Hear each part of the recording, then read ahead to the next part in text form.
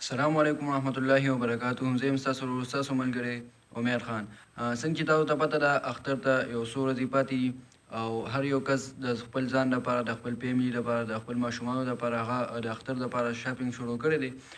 بغیر د خلکو نه څوک چې بېوسه دي، څوک چې غریب دي، د چا چې وس نه کېږي، کله موږ د دغې خلکو په باره کې سوچ کړی دی چې د دوی هم پیزار به لګي، د دوی به هم کپړې لګي. منګه په زرګونو روپۍ هغه په خپل ځان باندې په خپل ماشومانو باندې هغه خرج کوو. که چېرې موږ 1500 روپۍ د غریب په بچي باندې هغه خرج کړو نو دا به ډېره ښه وي، ځکه چې لکه د هغو اختر دی، هغو هم خوشحالي ده، نو چې موږ هغو هم په خپل خوشحالۍ کې د دې اختر په خوشحالۍ کې هغه شریک کو نو دا به ډېره ښه وي.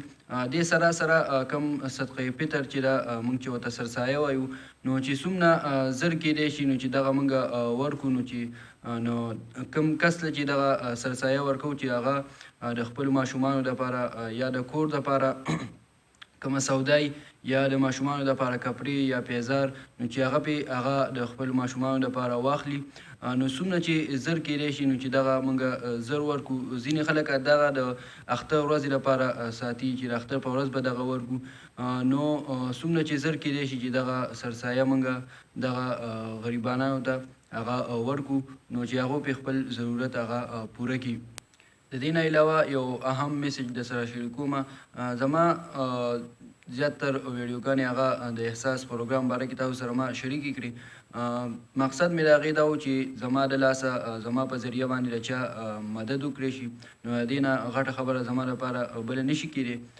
نو زیاتره کسانو ته په هغې کې څه پرابلم به راتلو، د هغو څه رجسټریشن کې څه مسله به وه یا بل څه، نو هغې رابطه به ما سره په میسنجر باندې یا زما په واتساپ نمبر باندې به یې کوله نو د هغې جواب به ما ورکوو. نو د چا سره چې څوک چې ما سره رابطه کول غواړي نمبر ورسره نه وي د واتساپ نو دا زما د واتساپ نمبر دی، تاسو ته په دې سکرین باندې ښکاري.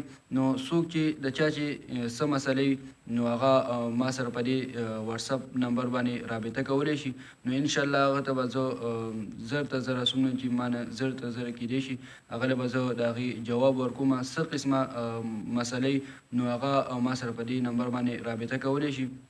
د اساس پروګرام باره کې سوال کوي نو په دې نمبر ما سره هغه رابطه کولی شي، هغه له به زه انشاءالله زر ته زره هغه د هغې جواب ورکوم. زه ډېره مننه کوم، ډېر شکرګزار یم ستاسو چې تاسو زما دومره سپورټ وکړو او انشاءالله نور به هم تاسو زما سپورټ کوئ. نو ډېره مننه کوم ستاسو د سپورټو.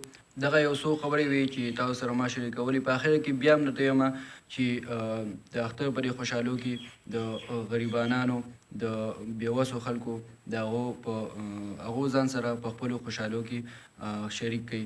ډېره ډېره مننه کوم د وخت د راکولو. د الله په امان.